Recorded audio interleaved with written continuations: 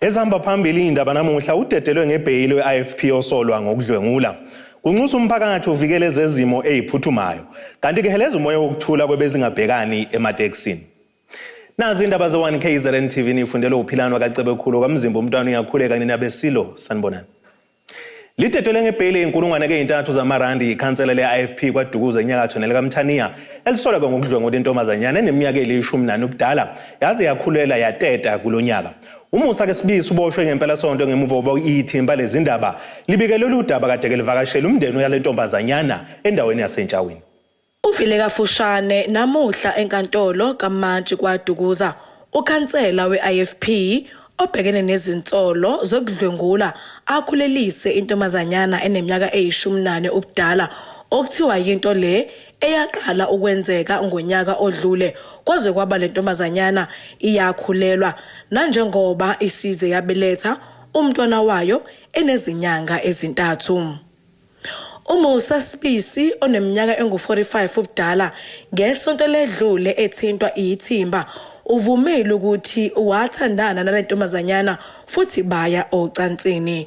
Emva kokusakazwa kodaba amaphoyisa akwaDukuza abeseshicilela incwadi yokumbopha ngemva kwezinyanga ezintathu osonhlala kahle beGeneral Gizenga Mpanza bamvulela icala uSibisi. Efaka isicelo sebheyili ummeli kaMsolwa uveza ukuthi umcelela ibheyili ngoba unabantwana abahlanu abasebancane futhi umsebenzi awenzayo wokusiza abantu emphakathini uzophazamiseka ngoba miningi imindeni ayisizayo njengoba eyikhansela. Umantshi uBI Blose uveza ukuthi izethulo zikamphenyi wecala akukho la eyiveza khona izizathu zokuthi kungane umsolwa engaboshwanga sonke lesi sikhathi futhi nokuthi akukho la ezokalisa ubungozi bokudedela kaMsolwa emphakathini wathi akasiboni izizathu sokugcina kaMsolwa esitokisini kuze kuba uphenyo nobufakazi buyaqina.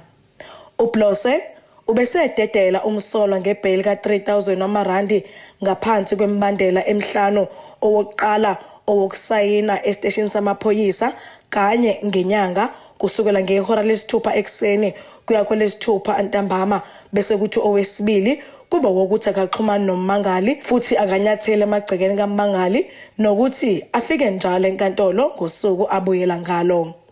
Icala lihlehliselwe umhla ka-2 kuMarch ngonyaka ozayo. Ngudebo Sibisi wezindaba ze-1KZNTV ngibika ngisenkantolo kaMantshi kwaDukuza. Lo bambe njengomqondisi ophikweni lezimo eziphuthumayo eMnyangweni weZempilo esifundazweni KwaZulu-Natal unike wezungu usenxusa umphakathi ukuthi uvikele izimoto zezimo eziphuthumayo njengoba ke zintshontshwa futhi ke zishiswa.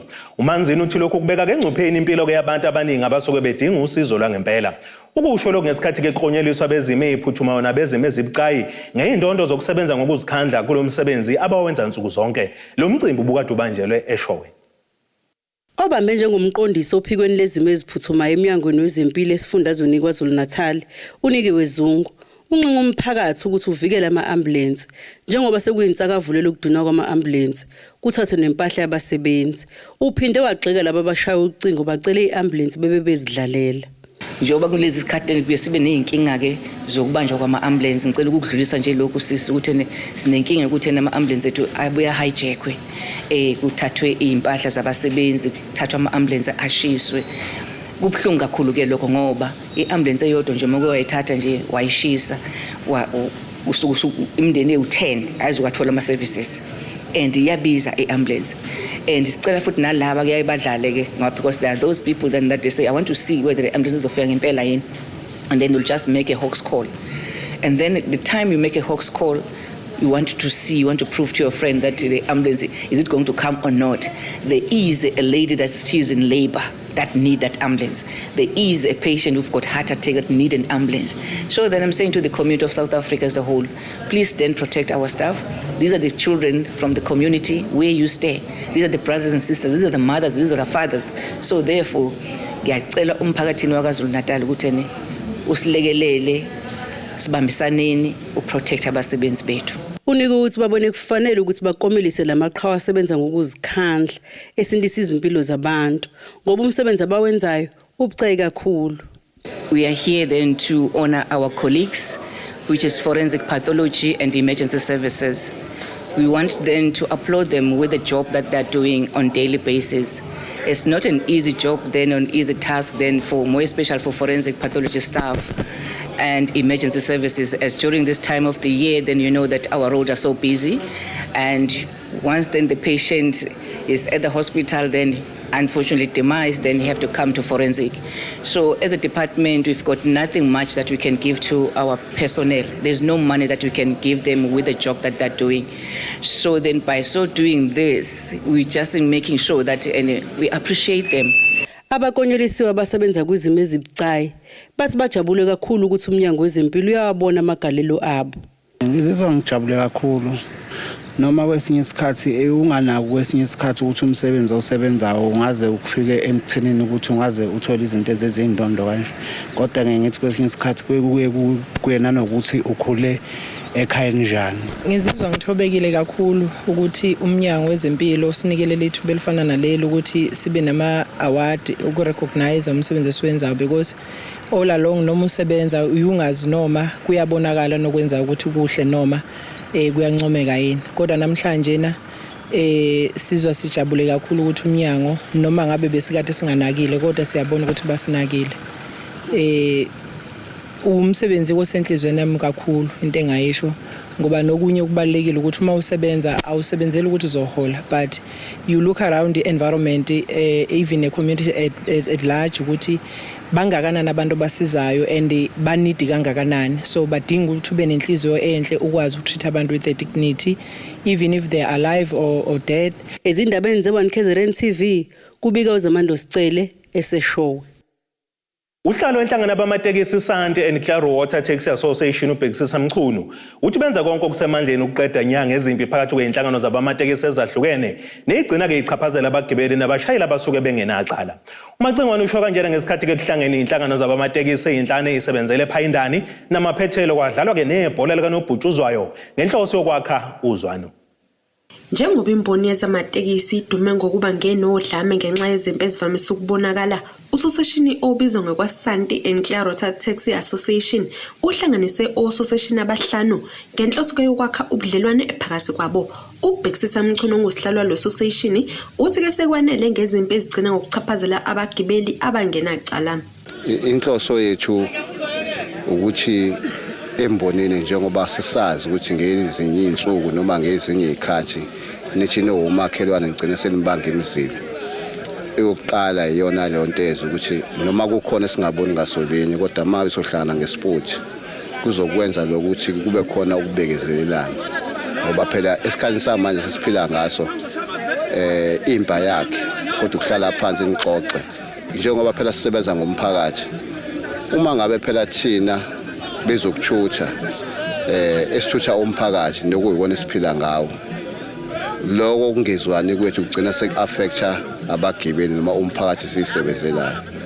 Sizama ukugwema lezo zinto njengana lezo, ungezwe ngelanga association othile omakhelwane othile uxabanile kodwa umgibeli engazili utho gcina sekuchaphazeleka yena, udriver engazili utho gcina sekuchaphazeleka yena, ama-owner amanye engazili utho mhlambe ngenhloso zabantu ababili abathathu ofayile lonto ngayo yahlala phansi yalungisa. So yosona sizathu ke senza ukuthi ke asihlanganeni kungekho lutho lonakele kodwa sihlanganele ukuthi sijabule. Lo mcimbi obongokuqala wenziwa uqale ngemidlalo yebhola likanobhutshuzwayo phakathi kwabashayeli kwabeke sekukonyeliswa abashayeli emkhakheni efaka phakathi ukuphatha kahle abagibeli, umshayeli ohlanzekile neminye ke eminingi. Abashayeli bazokelise ukuthokozela kakhulu lokhu bethi ke kuyisiqale esihle kwazise nabo bangakujabulela ke ukuhloniswa ngomsebenzi abawenzayo. Yabo nje thina singo driver sisonke sibambisene sijabule kakhulu ukuthola i-connect fund engaleli alandele umuntu. So siyacela ukuthi ke nangelinye ilanga futhi baphinde futhi babuye ukuze sizokwazi ukuthi sobatshengisa amakhono ukuthi sinamakhono hayi sinoma singamakhono ukuthi sikwazi ukushayela kuphela amatekisi kodwa nje nala kweze sport sikhona. So sijabula kakhulu ukuthi nibe kanye nathi shithi siyabona ukuthi lahla sibalekile emphakathini. Abakhona driver abangekho right abaphatha abantu masikanjani. Kubalekile ukuphatha umphakathi ngendlela eright ya noma ngathi sibuye siphuke inhliziyo kukhona abantu abasuka nezinkinga zasemakubo phinde abo bakhulume noma yini kodwa into ebalekile ukuthi uzehlise so bakuphendulela abanye abasemontweni so nje lokho kodwa ke ngoma sishala amatekisi kubalekile ukuthi inhliziyo sibeke phansi sikwazi sibambisana ngoba sonke siyadingana sona ngiyadinga ipassenger nabo futhi badinga mina usizo lami siswami ibhlungu kakhulu lento yokuxabana kwabantu emasekisini because kahle kusuke ngaxabene thina so driver but suke kuxabene abasebenzi abantu esibasebenzelayo thina so sigcina nathi sesithinteka ngokuxabana kwabo so ukuxabana kwabo akukho right nalento nje enzakalayo uba beke ngihamba engayiqeda kwenziwe lemicimbi efana nalena lezi zinto lezi ziyasiqhugquzela ukuthi ngaso sonke isikhathi sibe umuntu oyiwani. Njengoba ke sekuyisikhathi samaholide kuvamisile ukubonakala izingozi ezinyantisa igazi zibandakanya lolu hlobo lwezokuthutha.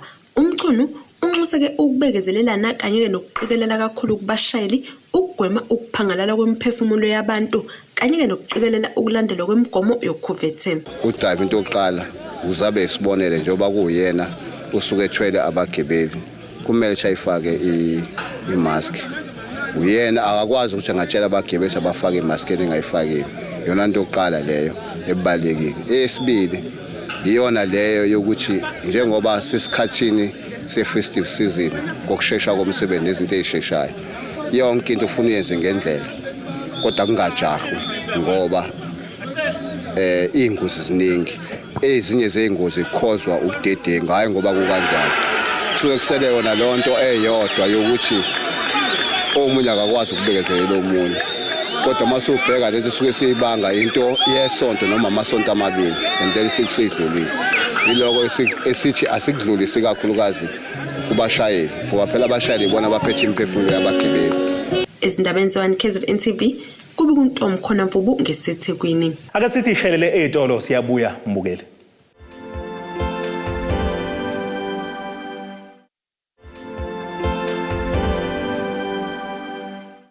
Asibonge siphinde futhi sikwamukele mbukeli lapha ekhaya.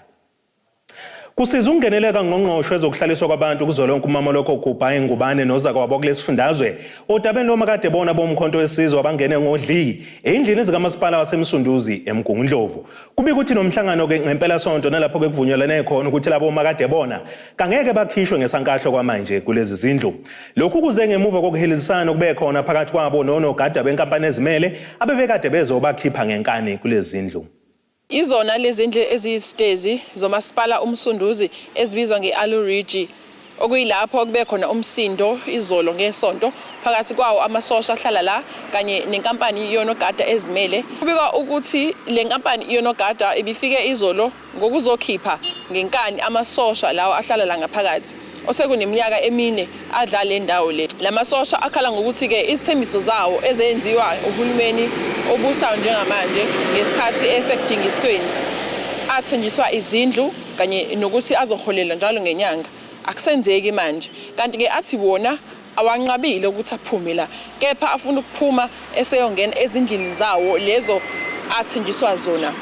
Ekhuluma nathi umkhuzi wamasosha kwisifunda iMoses Mabhida uThamsanqa Sithole uqinisekisile ukuthi impela kube khona umsindo obekhona izolo kule ndawo lapho khona amasosha akade ivimbe khona la ngezimoto aphinda futhi aphuma emala emgaqweni abhekana nayo inkampani yonogada leyo kade ifuna izobakhipha. Izolo Alorish sithole information ukuthi kuzofika ama blackjack then ke bonke umuntu ehla ngaphakathi waphuma kwenziwa indlela ukuthi bangavinjwa kanjani kwavala umgwaqo kwavala nangeemoto hayi dukuduku hayi bafika okusixaye kakhulu kile ukuthi mabefika besibheka mhlambe even noma kade sazi ngesiphume bese ngabhekile ukuthi inkampani bangaletha inkampani emhlophe ebondle bekhangeka ngabelungu. So enye into mhlambe yenza amasosha lawa avela yinikeze inja ukuthi ngeke siphela silule inkuleke silusukulumeni obandlululo omhlophe simese ukubanda abamhlophe bodwa futhi. Usithole uthe amasosha abengeka avumeka lula ukuthi onogada bangene ngaphakathi bazamile ukuvimba ngezimoto esangweni kanti usithole uthe baziqhelanisa nezigameko zokudubula. Kube khona ke ukuthi amasosha omkhonto wesizwe enze resistant akhomba cha angeke avumele bangene then kwaba khona ukudubula phezulu i-warning shot abangangeni then amaphoyisa angenelela ke then ke sitholile ke kancane ukuthi hayi ungathi sibehamba khona ukwenzakalile thina ke siyasiqhelanisa nakho samasomkhonto wesizwe ngoba okade kwenzeka ngaphambili futhi mina nje njengokhomando omkhonto wesizwe angikholele ukuthi if labantu babulawa babedutshulile ama-social beambusha lapha ngabaphila ngabe kukhulunywe okunye sonke ke besilana thina sobheka into eyenzakalayo sizozivikela. Usitholethe umnyango wezokuhlaliswa kwabantu uyabakhokhela imali yokuqasha njengoba behlezi lapha e-Alu Ridge. Njengoba silana ulindiwe Sisulu kwenza ukuthi enefane sikhokhelwe inyanga ezo-18 uphinde futhi nayo ungqongqoshe waqiniseka ukuthi cha sizoqhubeka sikhokhelwe kodwa kunendlela azoyenza ukuthi mhlambe abantu afanele bakhokhelwe ubani kanjani usinike leso siqiniseko leso washo futhi mayephuma la nathi emhlanganweni uzokhuluma nabo futhi laba abafuna siphumela. Kusenjalo estatementeni esikhishwa umnyango wezokuhlaliswa kwabantu kuzwelonke sibika ukuthi ungqongqoshe ukuba usigxekile isenzo sokudla umhlaba nokungena ezindlini zomnyango ngaphandle kwemvume wathi kuphazamisa isidingo nqangi zomphakathi. Uthe kumele kugwenywe ukukhishwa kwabantu ngendluzula ngoba kungadala ukuchitheka kwegazi kanye nokushona kwabanye ukubayi ube seshiya umnqamula juqu ukuthi wonke amasosha asayini isivumelwano sokuqasha okanye athuthe ezingakapheli izinsuku eziyisikhombisa. Uthe bazolibuyekeza udaba lokwakhelwa amasosha izindlu bebambisene nezinhlaka ezifanele. Ezindabeni ze-1KZNTV kubika u-Udedelwe ngise-Alu Ridge eMgungundlovu. Ukunyuka kwezinga lobugebengu eMgungundlovu maphakathi neKwaZulu Natali sekudala ukuthi abantu balahlekelwe yithemba emaphoyiseni. Lokhu kuveze uhlalo wekomiti lomphakathi elilwe nobugebengu ngaphansi kwasiteshi samaphoyisa esaziwa ngePlaces Layer khona eMgungundlovu uSifiso Mavundla otheka inkulu indima abayidlalayo njengoba bekwazi ukufika kalula bona kubantu ukunamaphoyisa. Ungqongqoshe wamaphoyisa kuzolonke ubheke icele wamemezela ukuthi isiteshi samaphoyisa ePlaces Layer eMgungundlovu sihamba phambili ngamacala okubulawa kwabantu ezweni lonke. Kanti ke sekube khona izigameko eziningi zokubulawa kwabantu edolobheni eMgungundlovu ezinye izidumbu zitholakala zidenyilizile emgaqweni kanti ezinye zisuke zitholakala emahlathini.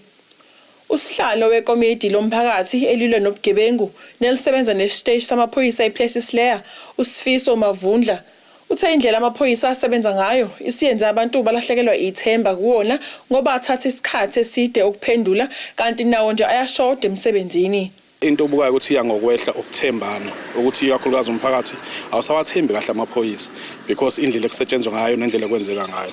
Angeke ke so-generalize amaphoyisa sithi wonke ayafana noma sithi wonke futhi awasebenzi. Inkinga eshayayo kakhulu ngaphansi kwePlaces Layer ama-unit ukuthi even uma kuthiwa abantu baya-protest udinga amaphoyisa lawa adila ikakhulukazi nabantu abaprotestayo fanele uzulinda but usuku lonke uthothi abafiki ngoba asinawo ama-units la ngaphakathi. Mangathiwa la ngaphakathi iPlaces Layer ikubuyiswa ama-units akade khona kube khona abantu abazodila nje ne-Med and Robbery kukhona abantu abazodila nalokhu nawo ama-units bawaletha ngoba kukhona inkinga enkona kumanje besanda kwenza i-awareness nje lapha e-Ashdown njengoba ade kutholakala ukuthi kunayele amapholo lawa ahambe bamba abantu inkunzi sahamba soqashisa abantu njengoba ade manje senza i-16 days of activism enye indawo yase-Ashdown ade sitargethile kakhulukazi Ashdown Thumpumuzi ngoba ngokwama-cases ngokwama-states ububona ukuthi kahle abantu besifazane nabe nezingane ehlukumezisayo sikulezo ndawo lapha. Usomabhizinisi wakwelinye lamalokishi e-Ashdown uthe ubugebengu buyabalimaza kakhulu ngoba buhlukumeza amakhasimende abo phinde buphazamise nendlela abasebenza ngayo. Ubugebengu endaweni yase-Ashdown buthe kuba inkinga nyana ngoba kade kuhlukumeza kakhulu abantu ade besivakashele ama-patrons ethu la khona eseyithola khona ese-vulnerable esethola ukuhlukumezeka.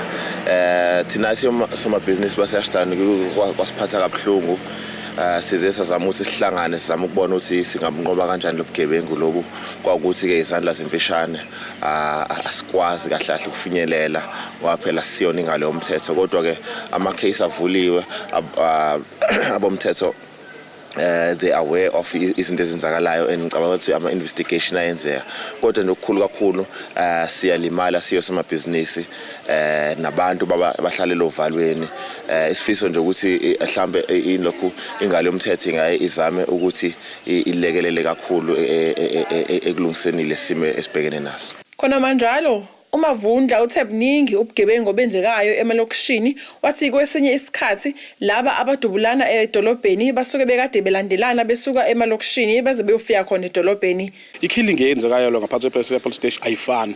Yabona nje kwezinye indawo for example le indawo enemshaka oSgodini bekade kuyile nto ya tax violence so there is nothing to do nezinye izinto. Kombali bubuka ukuthi kulandelwa lento yama drugs ukuthi ubani dayise endaweni yami ubani dayise endaweni yami. So kuphumelela even kwethu konkunye ukuze uthiwa abantu babulawe ethawini ngani basukelana la vese. Kokunye basukelana ethawini baze bezobulalana nala. But nje uthi uma uthelandela uthi izingane ezincane zonke lezi ezenza lokho ngokuthi na ukuthi lento yebhamu isiphethwe wonke umuntu. Wonke umuntu manje unesibhamu. Wonke umuntu unesibhamu ongenaso isibhamu ukubonza ongathanda kuba naso isibhamu. As much amaphoyisa ewenza ama roadblock ebathola labo bantu beboshwa izinkantolo zasidonsela phansi. Bake baboshwa abantu babona ngakusasa sebehamba la. Ezindabeni ze-1KZNTV kubika uAyenda Dube ngise-Precious Layer eMgungundlovu. Oyikhansela le-NFP ethuba lethu eMelmoto enyakatho KwaZulu-Natal uNcamisile Magwaza uthi usehlala ngokuthokizanya kulandela isigameko sokuboshwa komsolwa amchaze njengoba ehlela kuyitulo lokumsoconga. uMagwaza usholo ngesikhathi ke bebhikisha ngaphandle kwenkantolo yamantshi keMelmoto lapho bephikisana khona nesicelo sebhayili sentatheli esolwa kuleli itulo. Unjinji uthi afisa ukuthi umthetho udlale indima yawo ngokuthi kuboshwe nabanye athi ke bathinteka kuleli icala njengoba ke kuboshwe umuntu oyedwa kodwa ke uthi ke kuthinteka ngisho nezinye izikhulu zamanye amaqembu ezepolitiki. Ikhansela le-NFP ethuba lethu eMelmoto uNcamisile Magwaza uthi akasabuthi quthu ubuthongo njengoba kuboshwe beyingxenye bebakha itulo lokumsoconga. Uthi okumphatha kabi kakhulu ukuthi kunabanye abasola abathinteka kuleli cala kodwa bangakaboshwa. Ngizizwa ngingaphephile kakhulu ngalesi sigameko esenzekayo. Ngizocela nje ukuthi kube nobulungiswa. Ukhona owaboshwayo umsolwa kodwa angikholwa ukuthi uyena yedwa obaleka kulento le ngoba khona wayekhuluma nabo noma ngeke ngize ngibabalula amagama. Ngiyacela ukuthi kube nobulungiswa obukhona umthetho udlala indima yawo kukho konke. Uthi yena nomndeni wakhe abaphephile ngakho abafisa umsolwa athole ibhayili. Sengihlala ngokujeceza nje sengisabela nomndeni wami ngekuthi awuphephile ngoba angazi kuzokwenzakalani ngawo. Kwamina nje ngizizwa ngingaphephile kakhulu ngalesi sigameko. Ngicela ukuthi amaphoyisa ayenze umsebenzi wawo. Ubongumusa ngema waku-Ward 9 eNkwenkwe uthi kuyaxaka ukuthi kunabasola basacanasa ngaphandle ekubeni umsolo ongaphakathi ebavezile abantu adehlela nabo leli tulo. Okusiphatha kabi ukuthi kunabantu aba-involved kulo daba bathintekayo kulolu daba lokubulawa sisuncane kodwa abasebi ngaphandle namanje futhi ke umsolwa lo akakufihlanga ukuthi ubani bayaziwa abalinye iqembu likhona la elijwayele ukwenza igemegeme zokudubula abantu libulala abantu selini maningi amacala akhona enziwa yilabantu abangaboshwa so njengamanje sifisa ukuthi babona nabo umthetho udlala indima yawo bephakathi esitokisini nabo bedonsa ngoba lomphakathi wala awuphephile labantu babengaphandle kwayena ukhansela kaphephile lento isho ukuthi isitshela ukuthi lo masipala noma lendawo yasemthunjaneni izoba iBanana Republic bonke abantu bazozenzela umathanda okubi ukuthi namanye amaphoyisa uma kuvulwa amacala athinta laba bantu okuyibona abenza itulo lokubulala sisincane ababoshwa yavalwa amaningi avalwe eshowe abantu ababodwa nje abadila nalento. Inkantolo kaMantshi yaseMelmoto ihlehlisele mhla zingu-25 kuMasingana 2022 kulalela kwesicelo sebhayili sikaMsolo. Ezindabeni ze-1KZNTV kubika uZamando Sicele eseMelmoto. Sekukhishwa incwadi egunyaza ukuboshwa kwesishoshovu somkhankaso weFees Must Fall uBonginkosi Khanyile. Lokhu kulandela ukwehluleka kwakhe ukuvela enkantolo kaMantshi eThekwini namuhla. Ungwane bekulindele ukuthi akavele ke phambi kwale nkantolo ngamacala amahlanu abhekene nawo nenzeka ngesikhathi ke seyibhelu zangenyanga uNtulikazi kulonyaka KwaZulu-Natal. Phakathi kwalamacala ke khona ke kuona ke elokuphehla kudweshe emphakathini ukubiza umhlangano ongavumelekile ngesikhathi lelizwe lisesigabeni esikathaqa esingavumeli ukuhlangana kwabantu. Icala lakhe lihlehliselwe kunyaka kozayo kanti emva kokungakwazi kwakhe ukuvela ke kwakhe ke enkantolo namuhla imali yakhe ebhayili ezinkulungwane ke 5 zamarandi izocwila. Ake sithi shelele ezitolo siyabuya mbukele.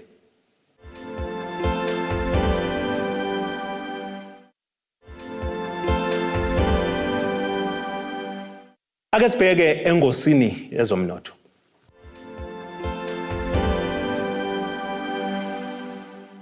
Iranda kuleli bezo 16 rand 1 cent uma liqhathaniswa nedola laseMelika libe ngu21 rand 18 cents kupondo waseBrithani libe ngu18 rand 7 cents kwi-euro yase-Europe kanti intengo yegolide yona ime $1,785.58 ounce uthi intengo yoilo ngahluziwe yona ibe ngu$75.15 umphongolo. Ake sibheke engosini yezemidlalo.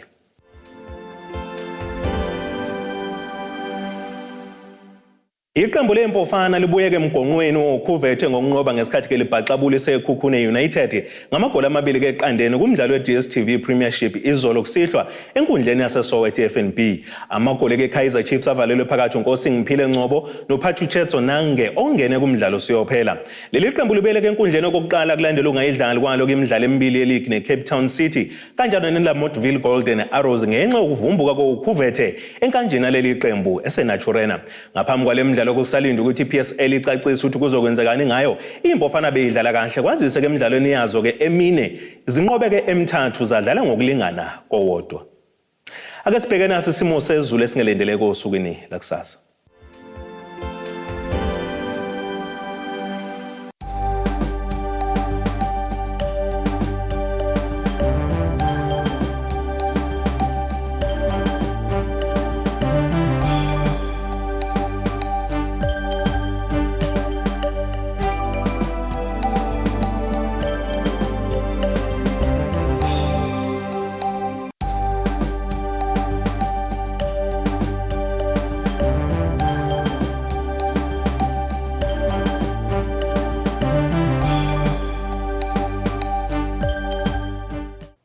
Nina benyathe emnyama kandaba ejame umkhonto phezulu komzimvubu amamponda isaba ukuyehlela ziyaguqa la bese iphaka namuhla kuze kube ngokuzayo.